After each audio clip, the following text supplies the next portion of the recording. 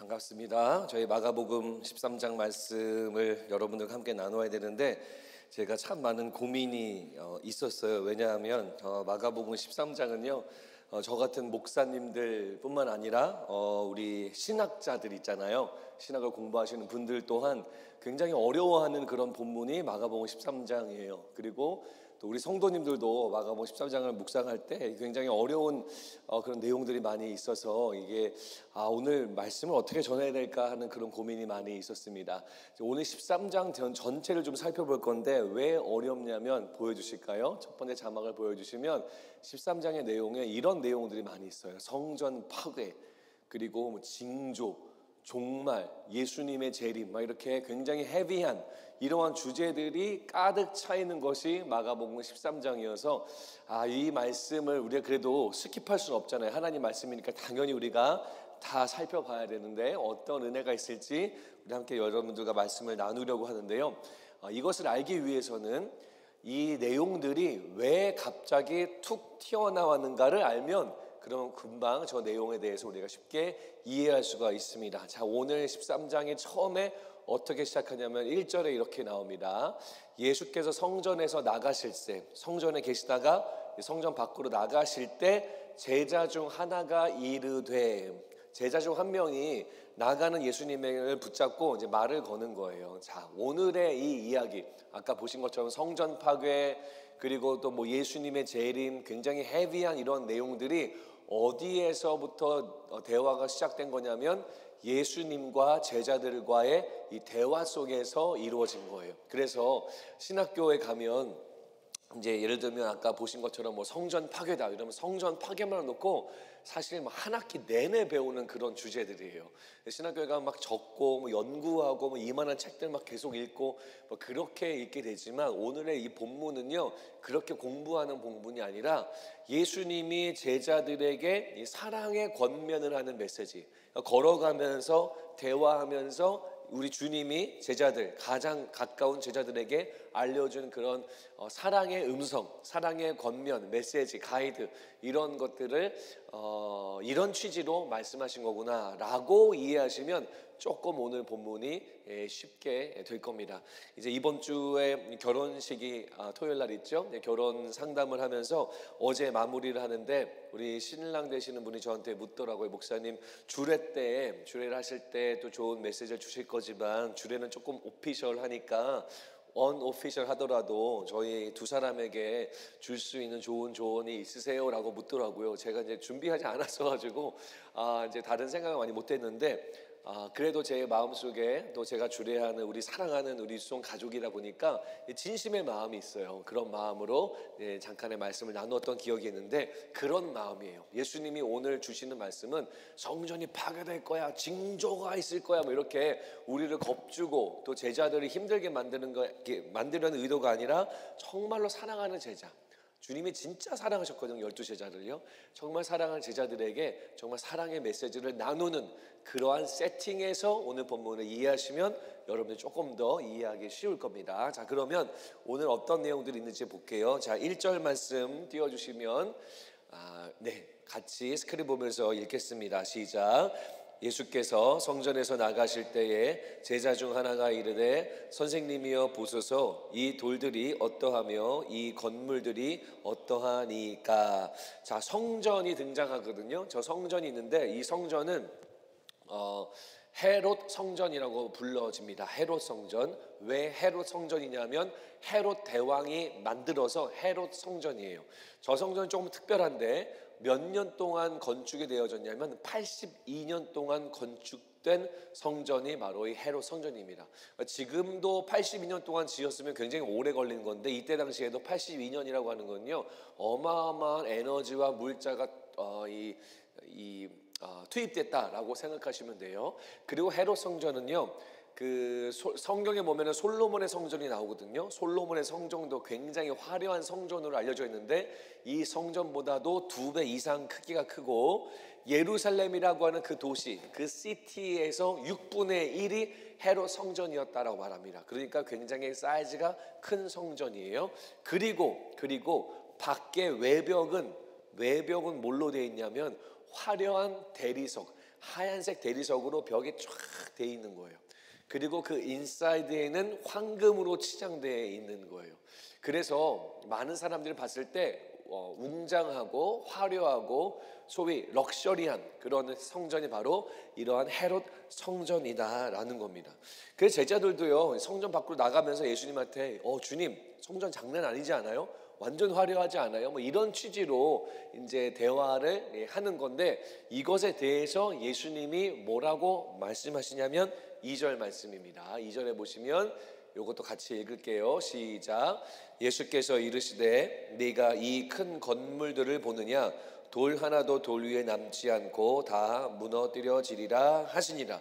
자, 예수님이 찬물을 껴얹는 그런 대답을 하시죠. 너무나 화려하고 럭셔리하고 좋은 성전 장난 아니지 않아요? 라고 말했는데 예수님은 저거 다 무너질 거야 라고 하는 충격적인 발언을 예수님이 하십니다. 그러니까 제자들이 궁금하잖아요. 갑자기 왜 저게 무너지게 되는 걸까? 언제 무너지게 되는 걸까? 궁금해가지고 예수님에게 묻습니다. 4절에 보면 우리에게 이르소서 어느 때에 이런 일이 있겠사오며 이 모든 일이 이루어지려 할 때에 무슨 징조가 있사오리까? 자, 두 가지를 제자들이 묻고 있습니다. 첫 번째는 때, 두 번째는 징조예요. 성전이 화려한 저 헤롯 성전이 무너지는 때가 언제예요? 두 번째는 저 무너지기 전에 어떤 사인이 있을까요? 라고 이 징조에 대해서 묻습니다. 이거를 13장 전체에 걸쳐서 예수님이 설명을 하시는 거예요. 굉장히 어려운 내용인데 오늘 말씀을 통해서 저는 먼저 징조를, 예수님이 말씀하신 징조 4가지를 설명을 드릴 거고, 그 다음에는 이제 때, 언제 무너지는가를 설명한 내용이 나오거든요. 그래서 징조 먼저 설명해 드리고 그다음에 때에 대해서 설명을 해 드리겠습니다. 자, 징조는요 여러 가지가 있는데 그중에 대표적으로 4가지만 여러분들이 설명을 드릴 거예요. 자, 첫 번째 징조는 뭐냐면 예수님이 말씀하신 거, 성전이 무너지기 전에 어떤 징조가 있을 거다. 6절에 보면 많은 사람이 내 이름으로 와서 이르되 내가 그라하여 많은 사람을 미혹하리라. 이게 무슨 말이냐면 징조 첫 번째, 거짓 메시아가 나타날 거다라는 거예요. 거짓 메시아. 자, 성전은 한참 후에 무너지고요, 아직 무너지기 한참 전이에요. 그런데 예수님이 무너지기 전에는 거짓 메시아들이 등장하게 될 거야. 지들이 메시아라고 말하는 사람들이 나타날 거야 라고 예수님이 말씀합니다.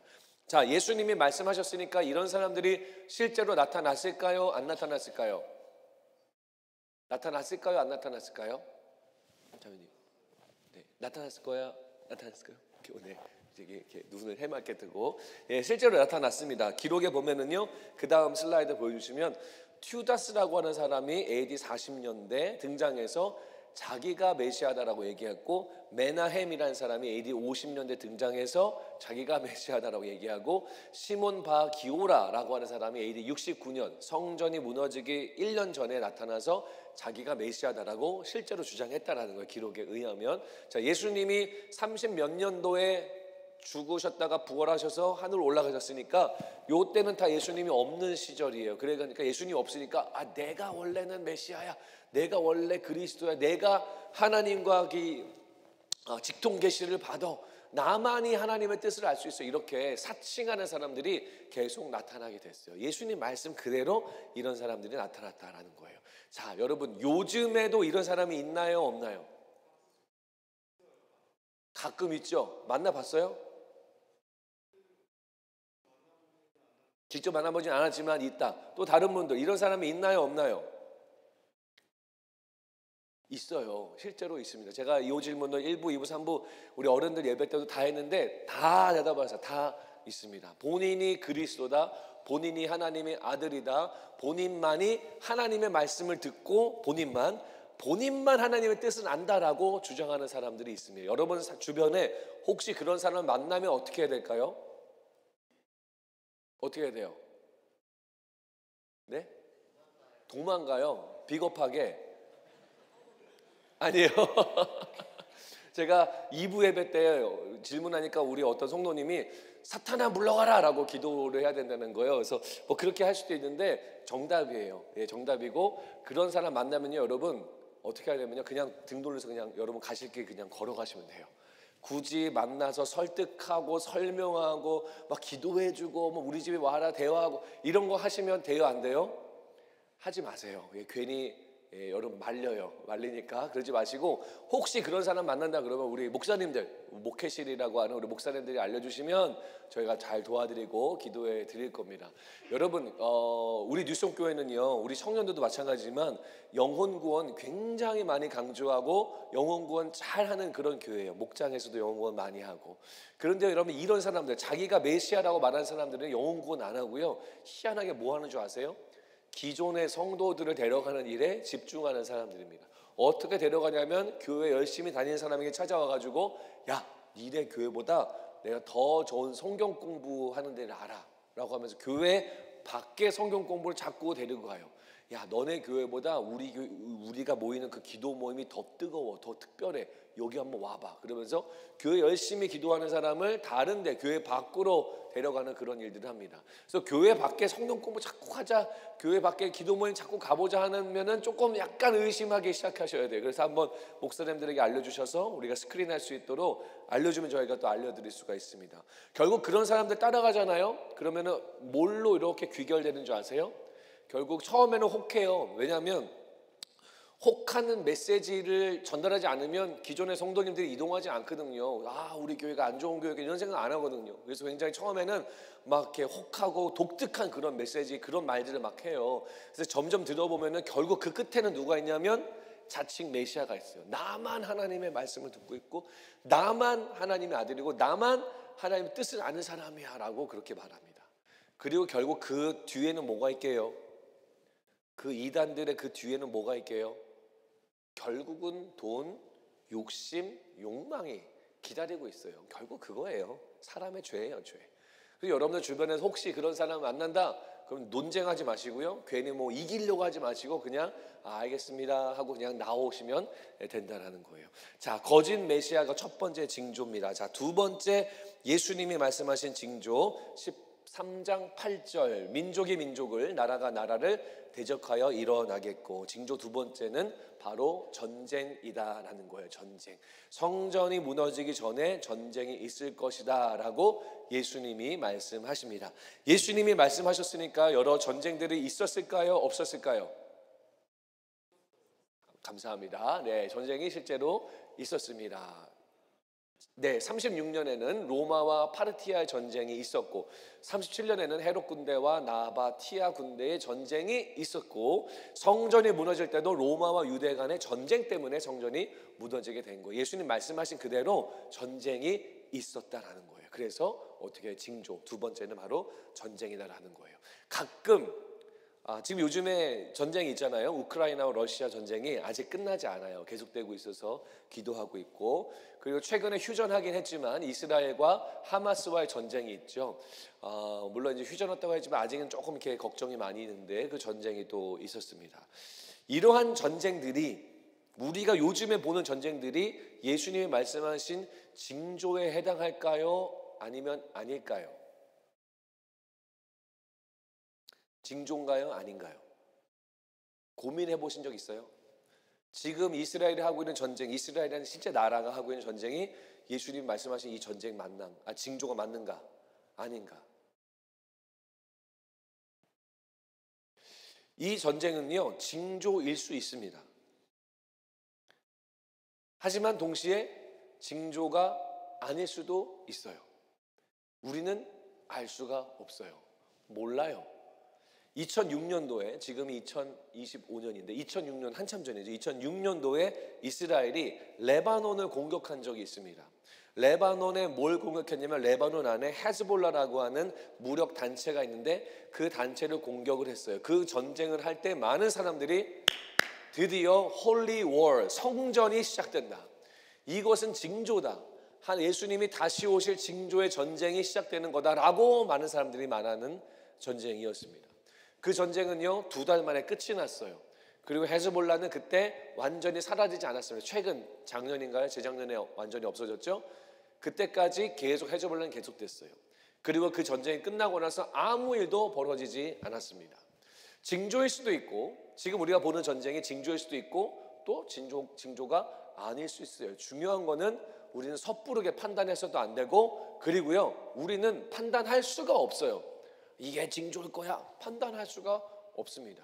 자, 이 이유에 대해서는 조금 이따가 자세하게 설명을 드릴게요. 자, 두 번째 징조는 바로 전쟁이었고, 세 번째 징조는 이겁니다. 말씀을 띄워주시면, 자, 같이 읽을게요. 시작. 곳곳에 지진이 있으며 기근이 있으리니 이는 재난의 시작이라. 세 번째 징조는 뭐냐면, 띄워주실게요. 바로 지진과 기근이다라는 거예요. 지진과 기근. 지진과 기근이 일어나면 이게 징조다. 성전이 무너지기 전에 이런 일들이 있을 거다라고 예수님 말씀했습니다. 예수님 말씀했으니까 이런 일들이 있었을까요? 없었을까요? 있었습니다. 지진이요. 61년, 63년 그리고 67년도에 이 지역에 지진이 있어가지고 기록이 남아있고, 46년에는 이 유대 지역, 이스라엘 사람들이 주로 살던 이 유대 지역에 기근이 실제로 흉년이 드는 그런 일들이 있었다라는 겁니다. 네 번째 징조가 있습니다. 네 번째 저 말씀도 같이 읽을게요. 시작. 또 너희가 내 이름으로 말미암아 모든 사람에게 마음을 받을 것이나 끝까지 견디는 자는 구원을 받으리라. 네 번째 징조는 성도의 고난입니다. 성도들이 고난받는다는 거. 이 일도 실제로 일어나죠. 초대교회 성도들이 예수를 믿는다는 이유로 잡혀가고 끌려가고 로마 총독에 가서 재판받는 일들이 있었다라는 거예요. 자, 그러면요 정리해 드릴게요. 지금 징조를 4개를 봤어요. 4개를 봤는데 전쟁도 있었고, 또 거짓 메시아도 있었고, 기근도 있었고, 지진도 있었고, 성도의 고난도 있었고, 이거 이제 뭐 4가지 중요한 4가지가 있습니다. 그 외에도 좀 있어요. 근데 여러분 잘 보면은요, 이걸 정리해드리면 이런 거예요. 그 모든 징조가요, 예수님 말씀하신 징조가 다 일어나요. 다 일어나요. 그래서 예수님이 이 말씀을 하신 이유, 왜 징조를 이들에게 알려줬을까? 굳이 왜 이 친구들, 제자들에게 알려줘서 왜 이들이 막 벌벌 떨게 하고 걱정하게 하셨을까라고 하는 생각이 들 수 있거든요. 그런데 그게 아니에요. 그게 아니라 예수님이 알려주신 이 징조를 통해서 우리가 알 수 있는 것은 예수님의 말씀은 반드시 이루어진다라고 하는 것을 이들에게 알려주는 거예요. 자, 징조를 보여줬으니까 시간이 지나면서 기근이 생겼네, 지진이 나기 시작했네, 거짓 메시아가 드러났네, 이런 것들을 보면서 맞아, 그때 예수님이 해주셨던 말씀이 다 맞구나, 다 이루어지는구나, 딱딱딱 들어맞네. 이거를 제자들에게 알려주는 거예요. 징조가 몇 개 일어났고, 이것보다 더 중요한 건 예수님의 말씀은 반드시 이루어진다라는 것을 예수님이 이 제자들에게 알려주는 거예요. 그래서 이걸 왜 알려주냐면요, 많은 징조들이 있지만 징조를 봤잖아요. 기근이 오잖아요. 지진이 나잖아요. 전쟁이 나잖아요. 그러면 제자들이 어떻겠어요? 겁나죠. 혼란스럽죠. 당황스러움 속에 빠져들죠. 그런데 제자들이요, 그 혼란스럽고 당황스러운 상황을 이길 수 있어요. 왜죠? 이 모든 일들이 우리 주님이 예언하신 내용이기 때문에 아무리 큰 징조가 온다 하더라도 두려워하지 않을 수가 있는 거예요. 왜냐하면 이것이 하나님의 손 안에 있기 때문에, 우리 주님이 다 알고 있는 사실이기 때문에, 하나님 말씀 안에 있는 것이기 때문에. 그래서 제자들은 어떠한 징조가 찾아온다 하더라도 두려워하지 않을 수 있는 거예요. 주님이 말씀하신 것이 가장 중요하지, 하나님 말씀이 가장 중요하지 라는 것을 그들이 깨달을 수 있다라는 거예요. 예수님이 실제로 31절에 이렇게 말씀하십니다. 이거 같이 읽을게요. 시작. 천지는 없어지겠으나 내 말은 없어지지 아니하리라. 천지는 다 없어지지만, 그렇게 화려한 헤롯 성전도 없어질 수 있지만 내 말은 절대 없어지지 않는다. 하나님의 말씀, 예수님의 말씀은 변함이 없어요. 예수님의 말씀은 진리예요. 예수님의 말씀은 능력이에요. 예수님의 말씀은 성취되어지는 살아있는 하나님의 말씀이다라는 거예요. 예수님 말씀은 그래요. 없어지지 않아요. 여호수아서 21장 말씀에도 이런 말씀이 나와요. 여호와께서 이스라엘 족속에게 말씀하신 선한 말씀이 하나도 남음이 없이 다 응하였더라. 하나님이 하신 말씀이라면 하나도 10개 중에 9개만 성취되고 이런 게 아니라 10개만 10개 전부 이루어졌다라고 구약 성경도 이야기하고 있다라는 거예요. 여러분, 징조가 뭐가 올 것인가 보다 더 중요한 건 여러분들 마음속에 하나님의 말씀이라면 무조건 이루어지는구나, 하나님 말씀이 가장 완벽한 것이구나. 천지는 없어지고 풀은 마르고 꽃은 시들어도 하나님 말씀만이 영원하구나라는 것을 여러분 기억하시기 바랍니다. 여러분들이 혼란스러운 상황을 당연히 겪어요. 우리는 다 겪어요. 감당할 수 없는 공포와 겁과 두려움이 우리의 삶 속에 엄습하는 때가 옵니다. 그때 어떻게 살아가시겠어요? 그때 뭐를 붙잡고 살아가시겠어요? 뉴스에 보면은요, 연예 기사면을 보면 정말 일주일이 멀다 하고 공인이든 연예인이든 아니면 우리가 잘 아는 분들의 사망 사고 소식을 들어요. 사고사이기도 하지만 때로는 스스로 목숨을 끊는 기사들을 너무 멀지 않게 접합니다. 삶이 고통스럽다는 거거든요. 삶이 힘들다라는 거예요. 맞아요. 우리의 삶은 힘들어요. 우리의 삶은 괴로워요. 때로는 감당하기 어려운 내 마음으로 이 버티기 어려운 그런 심정의 상태가 되는 경우가 많이 있어요. 나이가 많든 적든 상관없이 우리는 다 그런 걸 경험합니다. 그런 혼란을 경험할 때 여러분 뭐를 기준으로 살아가시겠냐는 거예요. 사람들의 기사거리, 이 사람도 이렇게 했는데 나도 그래야지. 이게 여러분들의 기준이 되어서는 안 되겠죠. 어려움이 닥쳐왔으니까 나도 힘들겠다. 나도 모르겠다. 이게 여러분의 삶의 기준이 되어서는 안 되는 거예요. 왜죠? 그것은요 다 없어지는 것들이에요. 온전한 것들이 아니에요. 그러면 온전한 것을 붙잡아야 되잖아요. 혼란스러울 때. 물에 빠지면요 온전한 튜브를 붙잡아야 살 수 있어요. 물에 빠졌을 때 바람에 빠지고 있는 튜브를 붙잡으면 그냥 죽는 거잖아요.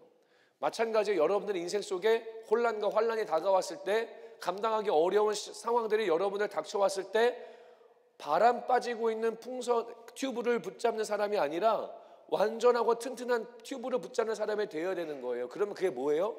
이 세상에서 천지는 없어지더라도 한 가지 변하지 않는 것은 하나님의 말씀인 줄로 여러분 믿으시기 바랍니다. 말씀만이 여러분들을 붙들 수 있는 거예요. 여러분들이 말씀을 붙들고 말씀을 바라봤을 때 변하지 않는 그 말씀이 여러분들의 인생을 붙드는 거예요. 그게 여러분들을 살리는 거예요. 그게 여러분들을 온전한 방향으로 인도하는 거예요. 바람 빠지고 있는 튜브를 붙잡아서 물에 빠지지 마세요. 사람들의 말 때문에 그거 붙잡지 마세요. 그건 다 바람 빠지고 있는 튜브예요. 그런데 가장 튼튼한, 이 세상에서 가장 완벽하고 가장 온전하며 가장 튼튼한 것 하나님 말씀입니다. 풀은 마르고 꽃은 시들어도 세상은 바뀌어도 변하지 아니하는 놀라운 능력의 말씀, 하나님 말씀을 붙드시기 바라요. 아멘이십니까? 그것이 유일한 길이에요. 유일한 길이에요. 그거 말고는 없어요.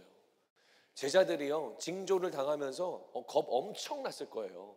상상을 해보세요. 지진 나고 기근 나고 얼마나 불안해요. 근데 예수님 말씀하셨잖아요. 그래서 그 말씀 때문에 버티는 거죠. 물론 공포스럽죠. 물론 힘들죠. 하지만 버틸 수 있는 힘이 있는 거예요. 왜냐하면 예수 그리스도의 말씀의 능력 때문에.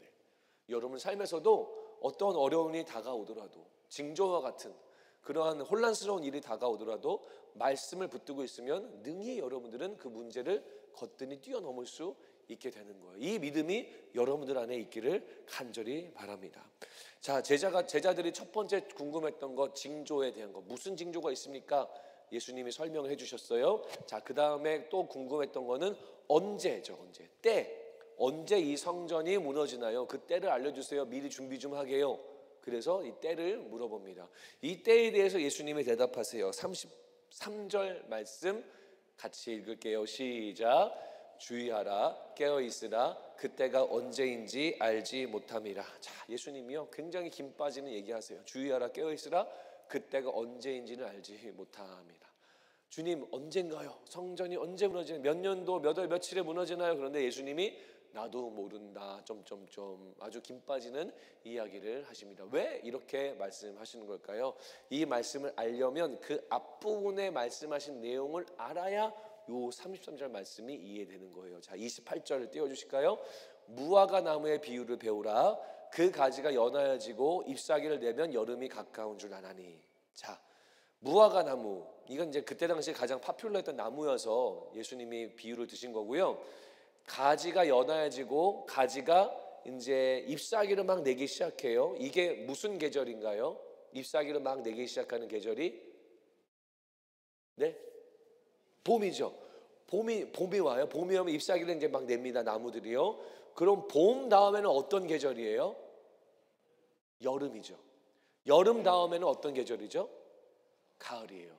그러니까 나무에 잎사귀를 내면 봄이니까 조금 지나면 여름이 될 거야. 여름이 가까운 줄 아나니? 라고 말하는 거예요. 이거 자연적인 거예요.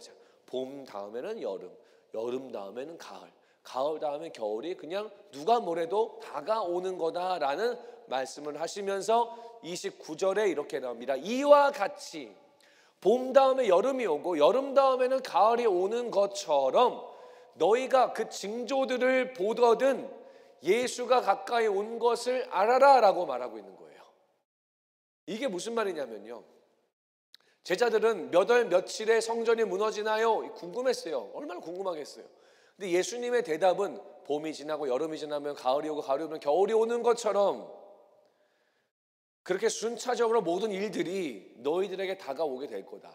성전이 무너지는 것은 무조건 일어나게 될 거다. 이게 핵심이라는 거예요. 때가 중요한 것이 아니다라는 거예요.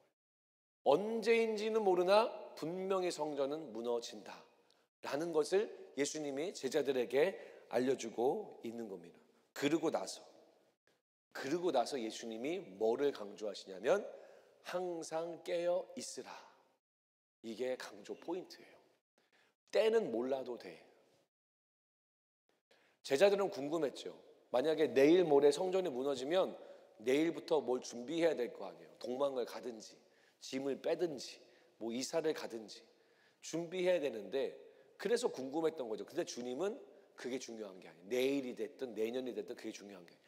너희들에게 더 중요한 건 언제 무너질지 알고 대비하는 것보다도 항상 깨어있는 게 중요하다라고 말씀하시면서 그 때에 대해서 알리지 않으신다는 거예요. 중요한 건 항상 깨어있어야 된다. 자, 13장 전체 보면은요, 이 항상 깨어있어라라고 하는 취지의 말이요 계속 등장합니다. 13절에 주의하라라는 말이 나오고 19절에 스스로 조심하라, 23절에 삼가라, 33절에 주의하라, 깨어있으라, 35절 그러므로 깨어있으라, 37절 깨어있으라 하시니라. 예수님이 계속 이걸 강조하시는 거예요. 사실 징조도 알려주시고 때에 대해서도 언급하시면서 결국 제자들에게 요구하시는 거는 너네 어느 데이트에 성전이 무너지는가 이것보다도 너네들 항상 깨어있어야 돼. 이거를 강조하고 계시는 거예요. 항상 깨어있어야 된다라는 것을 강조하는 거예요. 성전에 파괴되는 거는요 단순하게 건물 무너지는 차원이 아니에요. 여러분 얼마 전에 살펴봤던 성전에서 비둘기 파는 사람들이 있었어요. 원래 그러면 안 되죠. 근데 재물을 자기들이 대신 갖고 줘가지고 판매를 해요. 왜냐하면 예배드리러 오는 사람들이 먼 거리를 걸어오다 보면은 재물 들고 오다가 막 잊어먹기도 하고 막 상처받으면 이거 재물로 못 드리니까 그냥 예루살렘 성전 앞에서 이거 판매하는 거예요. 판매. 비싼 값에. 그러니까 그 사람들도 좋고 나도 좋고 이익을 추구하는 거죠. 주님이 그거 보고 깜짝 놀라가지고 그들의 테이블 다 엎어버리셨죠. 열받으셔가지고. 성전을 왜 이렇게 강도의 소굴로 만드느냐. 성전을 무너뜨리 AD 70년에 무너지죠. 로마의 공격으로 이 헤롯 성전은 무너집니다. 성전이 파괴되는 건 단순하게 건물이 무너지는 차원을 떠나서 그렇게 성전을 하나님을 예배하고 주님께 영광 돌리는 그런 모습이 아니라 이익을 추구하고 자기의 돈벌이 수단으로 삼으며 그리고 하나님을 배척하고 하나님을 예배하는 곳인데 예수님을 믿지 않는 그 사람들에게 심판하시는 거예요.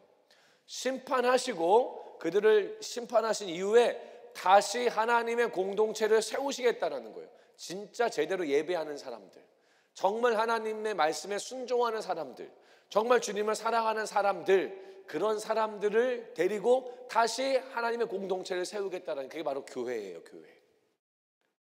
그리고 그 사람들이 누굴까요? 아까 말한 항상 깨어있는 사람들이다라는 거예요. 항상 깨어있는 사람들.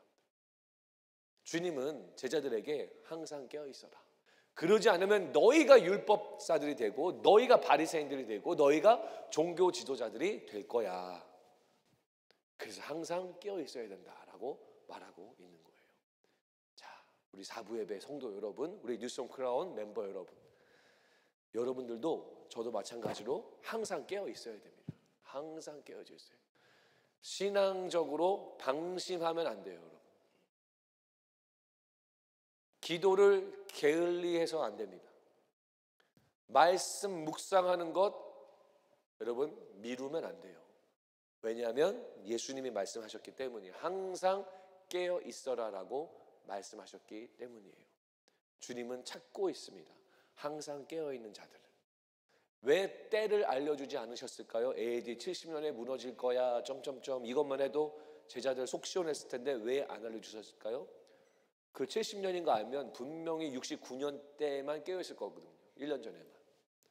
주님이 원하는 거는 그냥 눈 가리고 아웅하는 신앙생활이 아니라 정말 우리의 삶을 다하는 신앙생활을 원하시는 거예요. 그래서 69년에 무너지든 72년에 무너지든 상관없이 항상 깨어서 하나님만을 사랑하고 하나님의 말씀만을 지키고자 하는 그런 백성을 주님이 세우기를 원하신 거예요. 그런 사람들을 토대로 새로운 공동체, 교회 공동체가 세워지기 때문이다라는 거예요. 여러분들도 마찬가지예요. 저도 마찬가지예요. 기도를 게을리하면 안 됩니다. 신앙에 대해서 방심하면 안 된다라는 거예요. 과거에 어떤 직분이었는가 아무런 의미가 없어요. 과거에 내가 찬양팀을 섬겼는데 지금은 안 하지만 예전에 내가 찬양팀까지 섬겼어. 아무런 의미 없어. 그래서 뭐요? 내가 예전에 수련회 가가지고 내가 엄청난 경험을 하고 체험을 했던 사람이야. 그래서요. 그거 과거는 아무런 중요하지 않아요. 지금, 현재, 바로 오늘, 지금 이 시간에 깨어 있느냐, 깨어 있지 않느냐가 제일 중요한 거예요.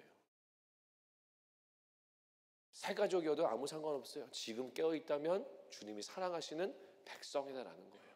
여러분 항상 깨어 있으시기를 바랍니다. 저는 지난주에 우리 교회 집사님들하고 교회 굳게 세우기라고 하는 프로그램을 위해서 다른 교회를 방문했어요.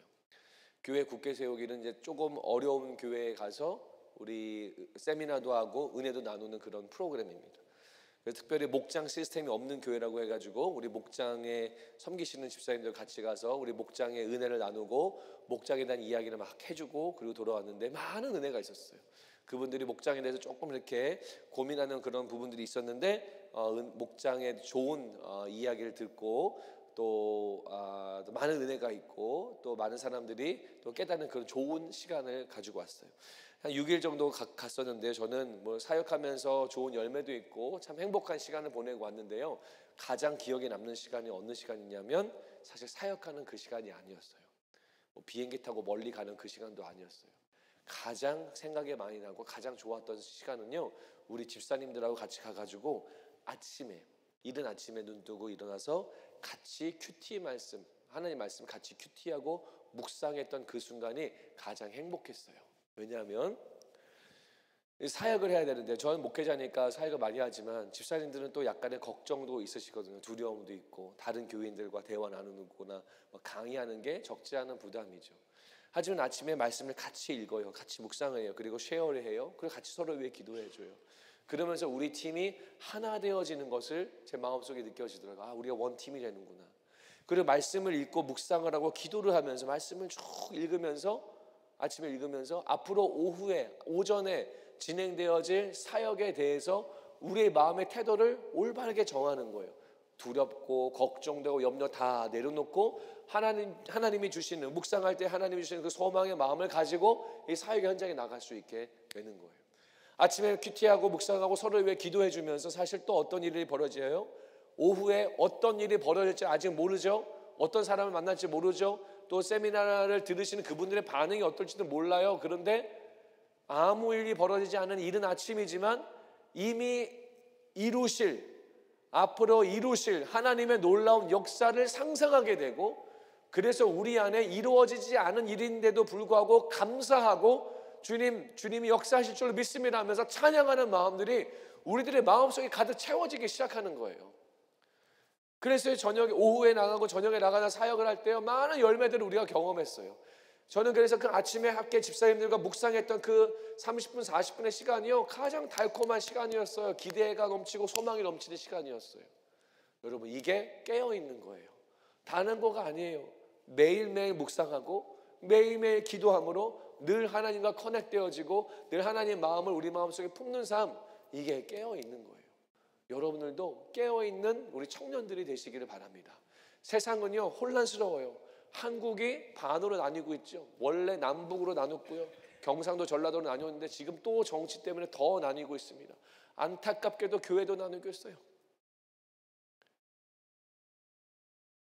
교회들 안에서도 양쪽으로 다 나뉘어요. 이런 혼란스러운 상황 아닙니까?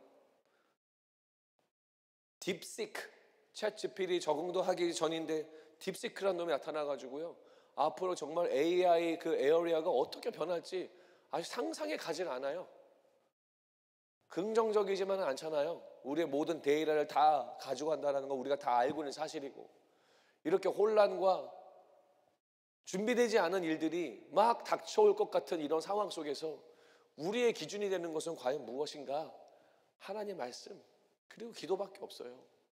믿는 자들은 그거 붙들고 살아가는 거예요. 그거 붙들고 살아가는 자들이 항상 깨어있는 자들이고, 그 자들이 하나님의 공동체를 세워가며 이 땅에 하나님의 나라가 실현되는 것, 도래하는 것을 감당해내는 존재들이라는 거예요. 여러분들이 오늘도 그렇고 이번 주도 그렇고 올 한 해도 여러분 정말 말씀과 기도로 항상 깨어 있으시기를 바랍니다. 큐티하지 않으셨으면 목장별로 큐티하세요.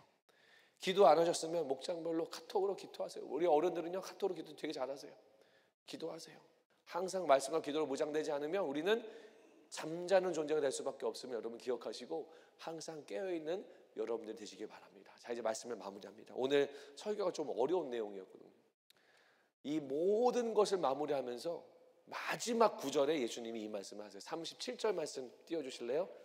13장 37절 말씀. 자, 요거 같이 읽겠습니다. 시작. 깨어 있으라. 내가 너희에게 하는 이 말은 모든 사람에게 하는 말이니라 하시니라. 아멘. 모든 내용을 다 마치고 13장 맨 마지막 구절에 예수님이 이 말씀을 하시는 거예요. 깨어 있어라. 이 말은 모든 사람들에게 하는 말이다. 저에게도 마찬가지고 바로 여러분들 모두에게, 우리 사부 예배 드리는 모두에게 하시는 말씀이에요. 깨어 있어라. 여러분 말씀과 기도로 깨어 있으시기 바랍니다. 징조가 일어나고 안 일어나고 중요하지 않아요. 언제 예수님이 다시 오시는가 안 오시는가 하나도 중요하지 않아요. 그 중요했으면 벌써 알려주셨어요, 우리 주님이. 근데 안 알려주셨다면 그 중요한 게 아니니까 안 알려주신 거예요. 뭐가 중요해요? 깨어있는 것.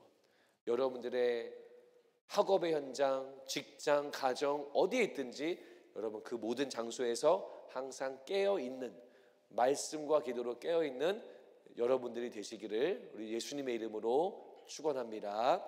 다 함께 자리에서 일어나실게요. 우리가 결단하면서 이 찬양 드리며 주님 앞에 나갔으면 좋겠습니다. 주님 다시 오실 때까지 나는 이 길을 가리라. 주의 영광 온 땅 덮을 때 나는 일어나 노래하리라. 우리 함께 믿음의 고백을 드리면서 주님 앞에 나가도록 하겠습니다. 주님 다시 오실 때 나는 이 길을 가리라.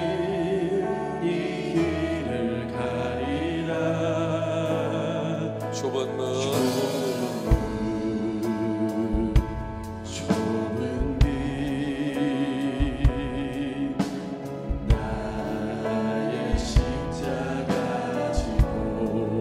나의 가는 이 길 끝에서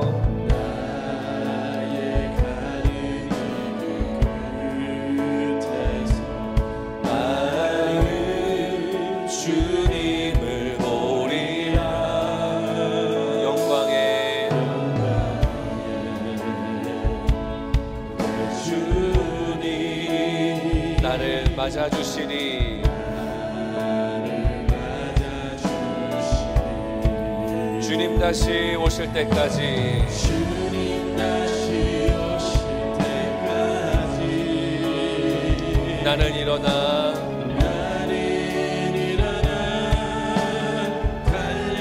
달려가리라. 주의 영광 온 땅 덮을 때 나는 일어나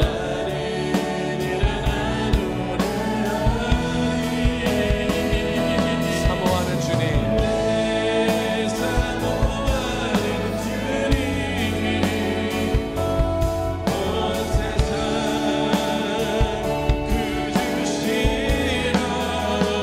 사모하는 주님,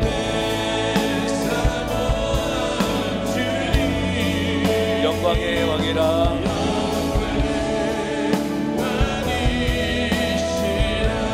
다시 한번 주님 다시 오실 때 나는 이 길을 가리라.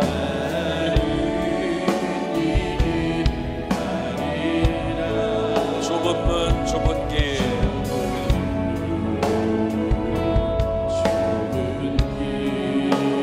나의 십자가 지고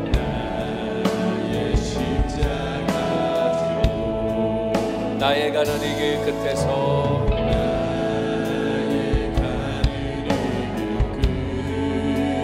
나는 주님을 보리라.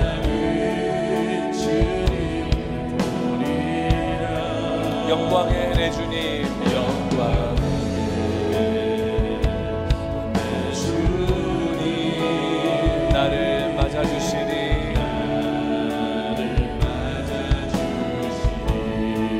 주님 다시 오실 때까지, 주님 다시 오실 때까지 나는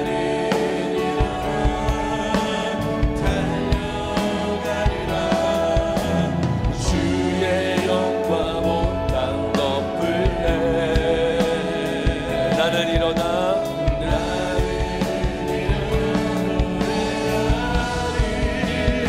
사모하는 주님,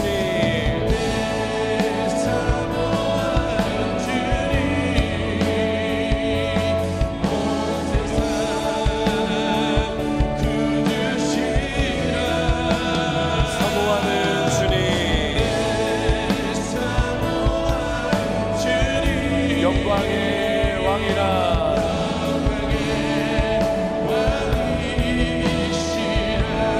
네, 사모하는 주님,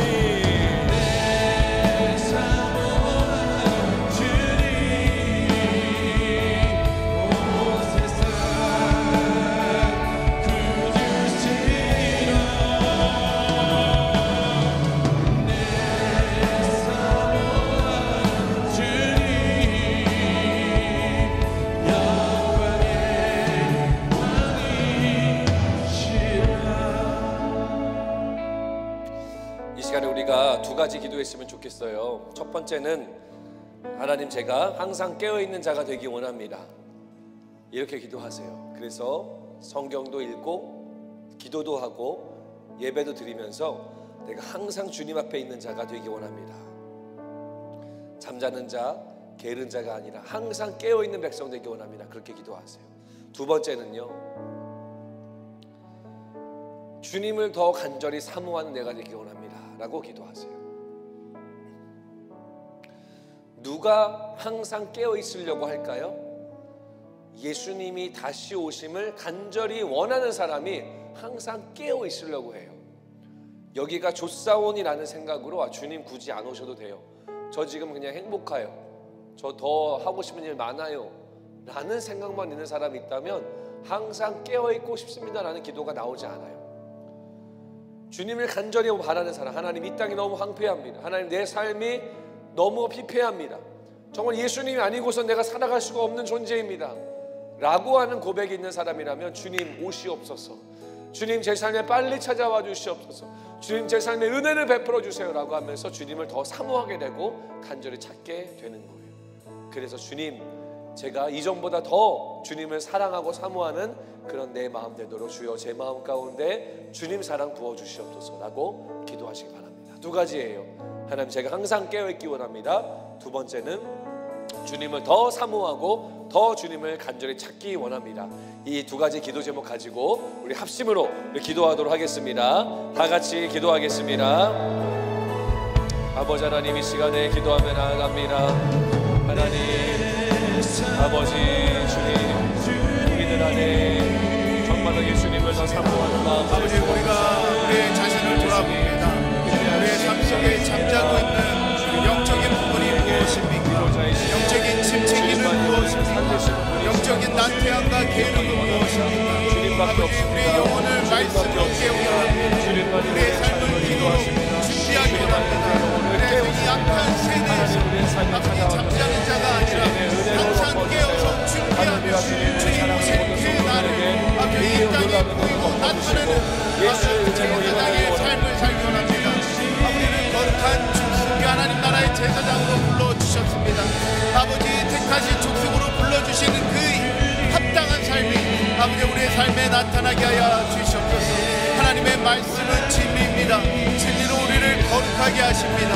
하나님 우리가 어디로 가도 무엇을 하도 누구를 만나도 우리는 하나님의 아버지 자녀라는 정체성을 가지고 있습니다. 우리의 영혼이 정말 주님의 성령에 민감하게 하여 주십시오. 하나님의 말씀에 순종하며 살 수 있도록 주님 능력을 더하여 주시옵소서. 우리를 미혹하고 해방하는 모든 이 세상의 거짓과 잘못된 진리와 아버지 우리를 아버지 정말 옳은 길로 행하는 이 신의 정신과 하나님을 거스리는 모든 생각에서 우리를 지켜 주시옵소서. 하나님 우리를 돌아봅니다. 우리가 정말 깨어 있습니까? 우리가 정말 영적으로 민감하고 정말 하나님의 나라를 위해 우리의 모든 것을 드린 사람들이 맞습니까? 우리는 주님을 사모합니까? 우리의 영은 깨어서 말씀과 기도를 자신을 가르치고 있습니까? 아버지 이때는 이 시대는 악한 시대라고 말합니다. 사랑을 볼 수 없고 믿음을 찾아볼 수 없고 하나님을 찾는 사람은 더욱더 없는 시대로 가고 있습니다. 아버지 우리에게 하나님의 말씀을 맡겨주셨고 부탁하셨습니다. 아버지 이러한 책임을 맡은 우리가 복음에 합당한 삶을 살 수 있도록 성령의 능력을 옷 입혀 주시옵소서. 성령의 충만함으로 우리에게 임하여 주셔서 우리의 삶이 변하고 아버지 우리의 기도가 변하고 우리의 눈과 우리의 마음이 변하여서 하나님을 붙잡기 원합니다. 이 세상을 향해 아버지여 담대하게 하나님의 복음을 전하는 아버지여 담대한 입술이 되기 원합니다. 하나님의 심령을 가지고 하나님의 심장을 가지고 아직도 하나님을 모르는 이 잃어버린 영혼들을 찾아가게 하여 주시옵소서. 아버지 깨어 기도하는 우리가 되게 하셔서 하나님 이 땅에 정말 하나님을 듣지 못한 그 누구도 없을 수 있도록 주님 우리를 사용하여 주시옵소서. 지금은 우리를 사랑하시는 주 예수 그리스도의 은혜와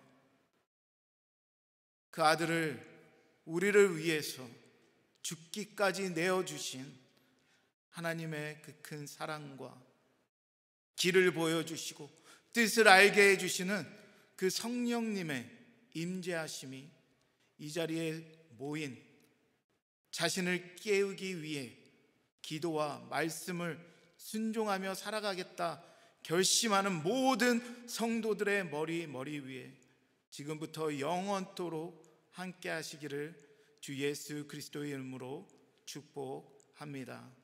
아멘.